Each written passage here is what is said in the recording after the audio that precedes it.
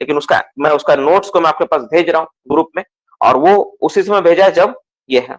मैं ग्रुप में भेजता हूँ, देखो उसका नोट्स क्या शानदार वो लिखा है, बना के भेजा है ना, किसी चीज को कितना शानदार लिखा हुआ है। और इसमें जो देख रहे हो ना, मेडिकल इंस्पेक्टर ऑफ माइंस लिखा हुआ है, इसमें RICI DM सब होता है। RICI उनके द्वारा अपॉइंट किया हुआ व्यक्ति होता है। मेडिकल इंस्पेक्टर जहां पे लिखे हो ना ऑफ माइंस DGMS, उसमें DGMS का अधिकारी कोई भी होता है ना। आपके पास मैंने भेज दिया, आप देखोगे यहाँ पे आपको समझ में आएगा। इतना शानदार तरीके से नोट्स को बनाया है ना, मैं सच में इसको देखा हूँ, मतलब अच्छा लगा।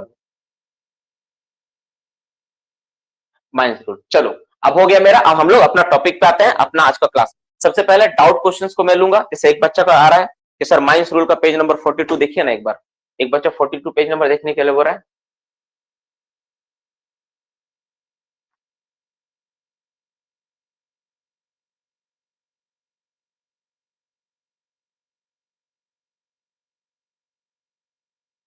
हाँ देखो, उसमें जो लिखा हुआ ना, पर्सन बिलोंग्स टू द 2 और मोर शिफ्ट। देखो इसका मतलब है कि अगर कोई आदमी दो, जैसे तुम बोले कि सर 8 घंटा 9 घंटा काम है, तो हम क्या करते हैं, आदमी को बुलाते हैं शिफ्ट से, फिर शिफ्ट चेंज करके फिर दूसरा शिफ्ट में डाल देंगे, तो 2 बार हाजिरी बन जाएगा। ऐसा नहीं कर सकते। नॉर्मली ऐसा होता था वर्कर के साथ। क्या होता था, एक शिफ्ट में आदमी काम करके गया, नाइट शिफ्ट उठा, फिर उसको दोबारा तुरंत बुला लिया अगला शिफ्ट। नहीं होगा, ऐसा नहीं चलेगा। उसको ऐसा करके हम काम नहीं दे सकते किसी को, तुरंत नहीं दे सकते काम, यही बोलना चाह रहा हूँ, है ना। 40 जो बोले ना वो उसमें।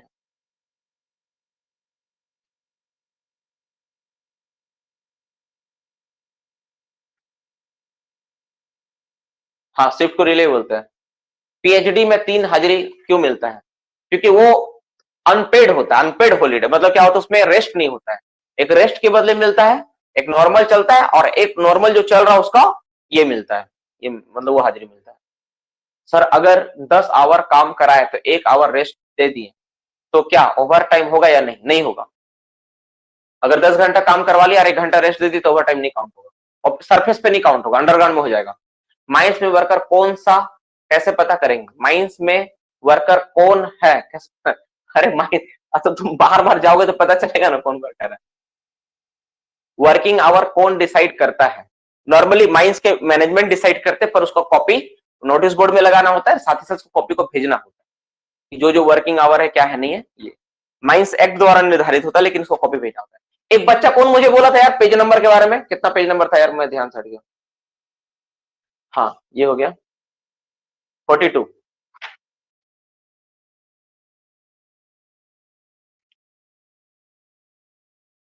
किसका पेज नंबर 42 देखे? माइंस रूल का, माइंस रूल का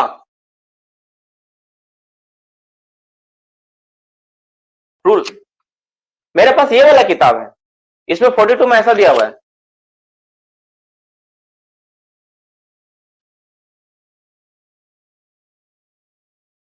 रूल नंबर बोलो ना, रूल नंबर बोलो।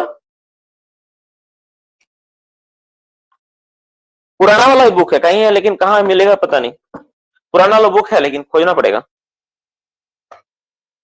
रूल नंबर 50, अच्छा ठीक है, 50 रूल नंबर देखता हूं। सुनो, जो सवाल है ना, अब सब मैं डाउट सवाल लूंगा, जिसका जो डाउट है डाउट क्वेश्चन को सॉर्ट आउट करूंगा। जो जो डाउट क्वेश्चन भेजो भाई, अपना वेट करो, सारा सवाल आ जाएगा। Exemption for hour of limitation of employee for the purpose of the section 30 mindset made order employee on work today column 1 the fourth schedule।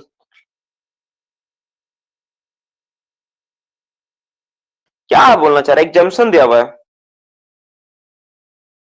वो बोल रहा वही भाई कि जो तुम्हारा 39, मतलब जो तुम्हारा ये है ना, तुम्हारा, अरे यार, सुपरवाइजर, ठीक है, वो सब केस में एग्जाम्शन मिला हुआ है, उसी से रिलेटेड है एक बार।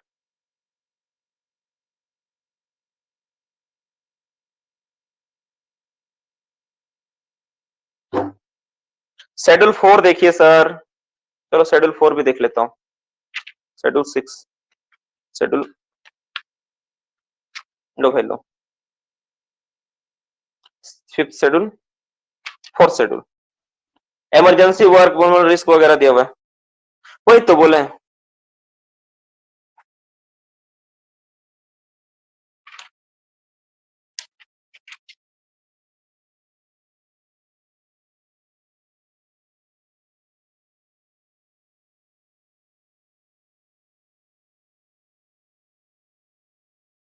सही है,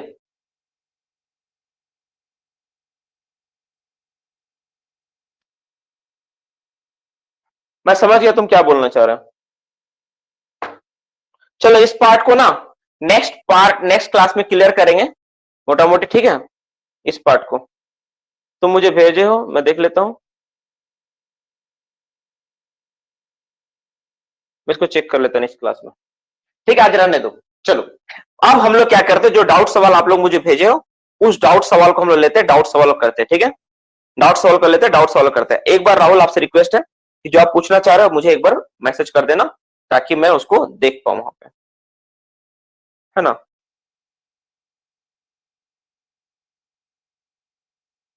तो मुझे लगता है कि मेरा जो रूल वाला बुक है इसमें कुछ मिस्टेक है। इंग्लिश वाला रूल वाला बुक में पहले भी एक जगह गलत मिला था 3.5 वाला, और इसमें भी कुछ छूटा हुआ है, ठीक है। तो 48 आवर यहाँ पे 66 आवर लिखा हुआ है। इसको हम लोग देखते हैं कि क्या है नहीं इसको। चलो अब हम लोग आगे टॉपिक में आते हैं। इसको हम देखेंगे, मेरा इंग्लिश वाला बुक में नहीं लिखा हुआ, 66 आवर का जिक्र इसमें नहीं है। इसको हम लोग चेक कर लेंगे। अब हम लोग बात करते हैं डियर स्टूडेंट्स, हम लोग बात करते हैं कुछ डाउट सवाल के ऊपर। जो डाउट सवाल आप लोग भेजे उसको देख लेते हैं, ठीक है। डाउट क्वेश्चन के ऊपर, जैसे जो डाउट सवाल है कुछ बच्चों को जो आया हुआ है उस सवालों को ले लेते हैं। जैसे एक न्यूमेरिकल एक बच्चा भेजा, उसको बोला एक्सप्लेन करने के लिए, ठीक है। एक न्यूमेरिकल एक बच्चा भेजा, उसको एक्सप्लेन करने के लिए बोला है 4 number, if the value of coal is 600 rupees per ton. अच्छा ये जो सवाल है ना पाउडर फैक्टर से रिलेटेड है, तो इसको मैं काम करता हूँ, पहले सवाल को ना आप लोगों को मैं भेज देता हूँ, आप लोग पहले इसको सॉल्व करो, ठीक है। एक बार सॉल्व करो, अपने से ट्राई करो सॉल्व करने के लिए, मैं आपको ग्रुप में भेजता हूँ। देखो आप इसको बना पाते थे, अगर बना पाए तो ठीक, नहीं तो फिर मैं इसको बताऊंगा कैसे बनेगा, ठीक है। पर सवाल जो है सवाल को लेता हूं मैं, बाकी सारे डाउट आप लोग का इस बार मैं देखा कि डाउट सवाल एकदम नहीं आया है, कोई डाउट सवाल रहा ही नहीं है, पता नहीं ऐसा क्यों हुआ। अच्छा एक बच्चा का क्वेश्चन है, सर आप बोले कि 80% सिलेबस का हो चुका है, तो न्यू ज्वाइनिंग वाले बच्चों को क्या होगा। एक सवाल एक बच्चा भेजा है। देखो पहली बात तो हम 80% कभी नहीं बोले कि हो गया है, हम बोले 60%। हाँ आपका 80% स्कोर आ रहा था, मार्क्स 80% आया है कल, 80% मैंने नहीं कहा, सिलेबस का मोटा मोटी 55-60% कवर हो गया है, ये भी सही है कि 55-60% हो गया। तो सवाल ये कि 55-60% का उपाय क्या है। दो उपाय है। पहला, अगर तुम चाहते हो कि सर हमको इसी बैच के साथ करना है, तो आप पुराना वाला कोर्स जो है मेरा 4 महीना उसको परचेज कर सकते हो, है ना। उसका 2000 रुपए के आसपास कोर्स लगेगा, जो आप फी पेमेंट किए थे एडमिशन के समय वो पूरा का पूरा माफ हो जाएगा, उसको आप परचेज कर सकते हो। और तुम बोले सर मुझे वो परचेज नहीं करना है, तो हम लोग का जैसे ये बैच खत्म होगा पूरा का पूरा, हम लोग को 9 महीने के आसपास समय में पूरा बैच का कोर्स खत्म कर देंगे, फिर हम लोग फ्रेश से सारा चीज स्टार्ट करेंगे, तो उस समय आपका कवर हो जाएगा, ठीक है नहीं। तो उसमें कोई बहुत बड़ा इशू नहीं है कि हाँ सर मेरा कवर कैसे होगा, वो कैसे होगा, तो स्वाभाविक है। अगर कोई बच्चा 4 चैप्टर पहले पढ़ चुका है तो मैं 4 चैप्टर फिर से थोड़ी ना पढ़ाऊंगा, ये तो इम्पॉसिबल वाला बात है, ठीक है नहीं। और उसके साथ आपका सवाल ये भी था कि सर नया चैप्टर आप क्या स्टार्ट करने वाले माइंस एक्ट के बाद। तो देखो दो तरह का बात, मैं तो रेस्क्यू रूल स्टार्ट करने वाला था कि मैं सोचा रेस्क्यू रूल एक साथ हो जाएगा, लेकिन चूंकि यूपीपीएससी का साथ ही साथ बच्चों का एग्जाम भी है, जैसे डीजीएमएस का इंस्पेक्टर का, डीजीएमएस में माइंस तुम्हारा क्या बोलता है माइनिंग सरदार का एग्जाम भी है, तो उसी चीज के रिगार्डिंग मैं कुछ स्टार्ट करने वाला हूं जो इंपॉर्टेंट बनेगा ये होगा। और मेरा जो टारगेट है, मैं सोच रहा हूं जहां तक, सबसे पहले जो आप पढ़ते हो देखते हो अक्सर एक चीज मिलता है आप लोगों को कि किसमें कितना आदमी का जरूरत पड़ता है, जैसे आपका कितना टन प्रोडक्शन होने पे क्या चाहिए, सेफ्टी ऑफिसर का अपॉइंटमेंट कितना टन प्रोडक्शन के ऊपर है, मैनेजर का अपॉइंटमेंट वाला है ना, ये वाला पार्ट है ना। तो इसको मैं सोच रहा हूँ पहले चार्ट के माध्यम से बेस्ट तरीके से खत्म कर, क्योंकि आपका कोई भी एग्जाम दो अपॉइंटमेंट एंड ड्यूटीज वाला पार्ट तो आपको रहेगा ही रहेगा, ये वाला पार्ट को मैं खत्म करना चाह रहा हूँ, ठीक है ना। ये मैं सोचा हूँ।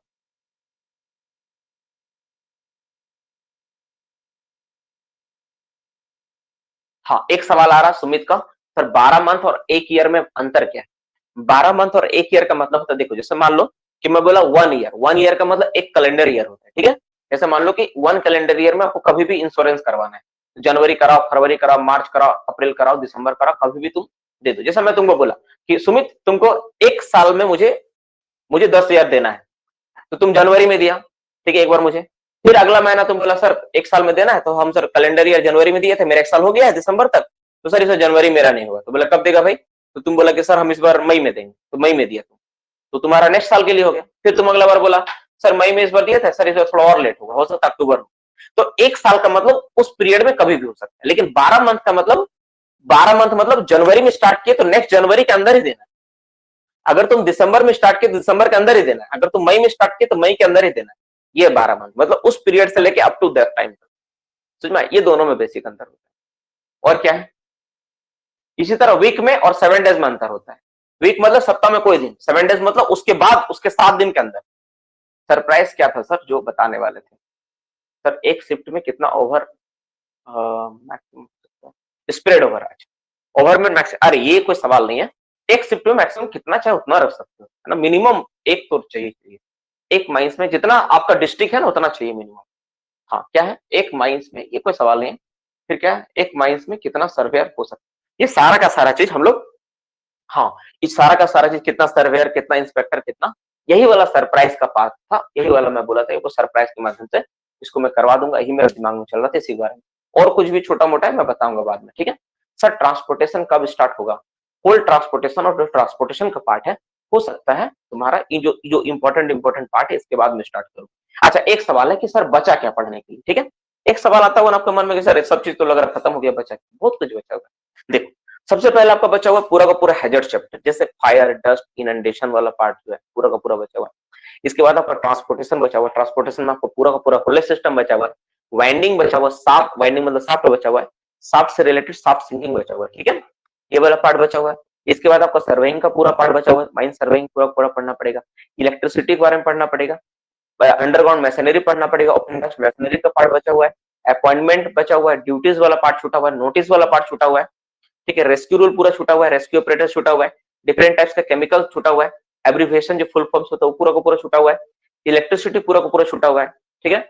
और और क्या बचा इसके अलावा, मोटा मोटी जो नोट कर पा रहा हूं मैं, मोटा मोटी ये सारी चीजें जो आपकी छूटी हुई है ना। तो ऐसा कुछ नहीं कि सिलेबस बहुत कम छूटा हुआ है, पर हाँ ऐसा है कि जो हम लोग स्पीड करके हम लोग जिस तरह से अपने आप को बना लिए, अब रेगुलर जब तुम क्लास करते हो तो एक स्पीड मिलता है, मुझे भी पढ़ाने में किक मिलता है, तो ये चीजें बेस्ट है हम लोग का ये है। चलो दो चार सवाल और डाउट, मतलब अफसोस की बात है कि कोई बच्चा डाउट इस बार भेजा ही नहीं, किसी के पास ऐसा डाउट आया ही नहीं, तो मैं क्या जवाब दूं इसका। कोर्ट ऑफ इंक्वायरी बाकी है, एक सवाल भेजा था कोर्ट ऑफ इंक्वायरी, हम लोग आने वाला समय में करेंगे। अच्छा एक बच्चा जो है बहुत सारा सवाल को लिख के भेजा था मुझे, क्वेश्चन है ना क्या है यार, सवाल मुझे समझ अलग अलग भेजता तो बना भी देता मैं। 10 क्वेश्चन है total, what is the permissible limit of CO code. अच्छा ये किसी क्वेश्चन को ना कॉपी करके कहीं से पेस्ट किया मेरे पास, अब इसका आईडी क्या है तो भेजा भी नहीं, ये भी नहीं मिला मुझे। सर बी 329 का है ये।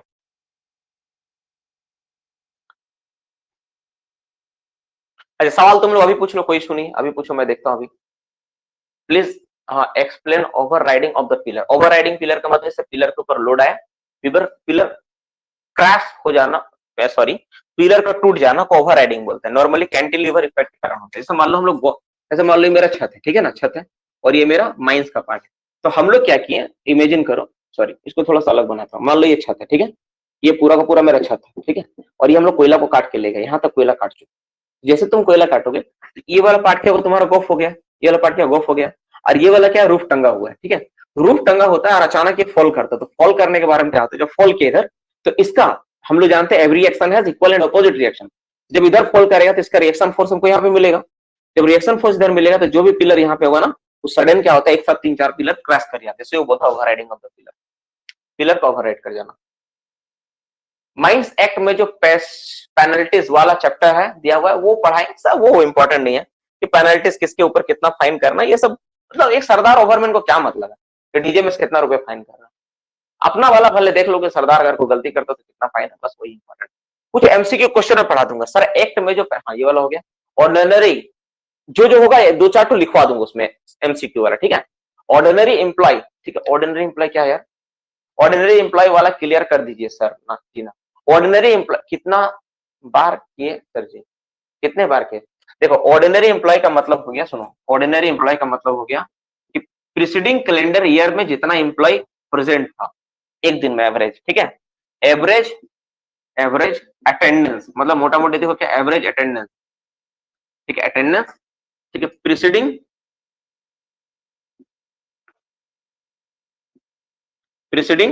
Calendar year preceding calendar year में एवरेज अटेंडेंस कितना था, तो कैसे निकालोगे, तो total attendance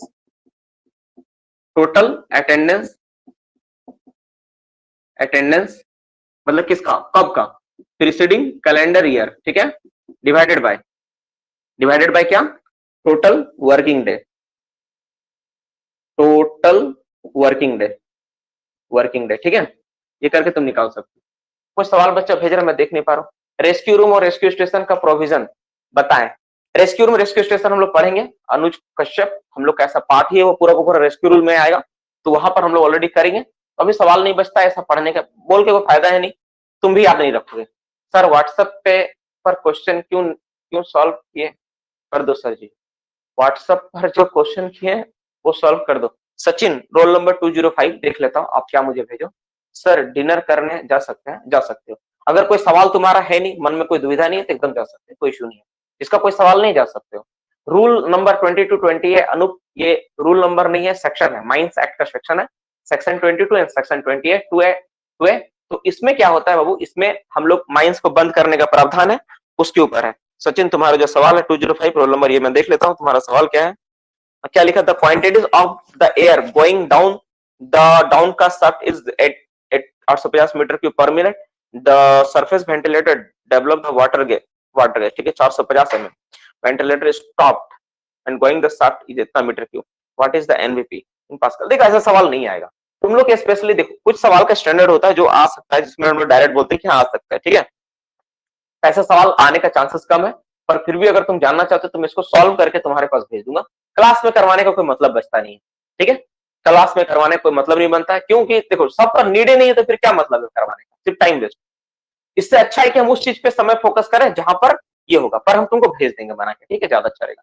sir ordinary employ का person present at any one day in preceding calendar year same है, प्रीसीडिंग नहीं अलग है, वो कोई एक दिन, मतलब कोई भी एक दिन हो सकता है, मतलब जैसे मान लो यहाँ पे एवरेज निकालें, ठीक है, और वहां पर क्या है कि मान लो 1 से लेके मतलब 1 जनवरी से लेके 31 दिसंबर तक कोई भी एक दिन, किसी भी एक दिन अगर 150 से ज्यादा आदमी आ गया तब उसमें लागू हो जाएगा, ये है अंतर।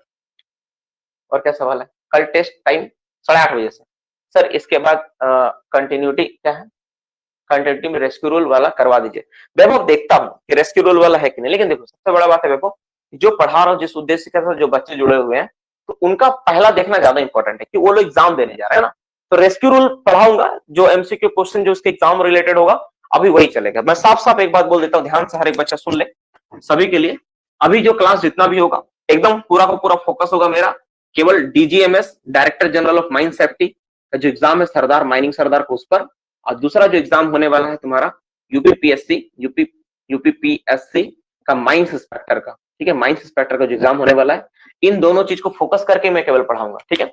जितना एक्स्ट्रा मतलब सिलेबस तो चलेगा, जो सिलेबस चल रहा है, सिलेबस में मैं कंटेंट वही चूज करूंगा जो एग्जाम पर्पस के लिए इंपॉर्टेंट है, कि दोनों एग्जाम में ये चीजें आ सकती है। जैसे एक चीज बहुत इंपॉर्टेंट मुझे लगता है, सर्वे सर्वे सर्वे, तुम बोलोगे सर्वे कैसे इंपॉर्टेंट लग रहा है, क्योंकि सबसे इंपॉर्टेंट बात है सर्वे, यूपीपीएससी वाला बच्चा भी नहीं पढ़ा है, और साथ ही साथ माइंड इंस्पेक्टर का कल हम लोग पेपर सॉल्व कर रहे थे, तो उसमें 3 से 4 सवाल सर्वे से था, 3 से 4 सवाल सर्वे से था।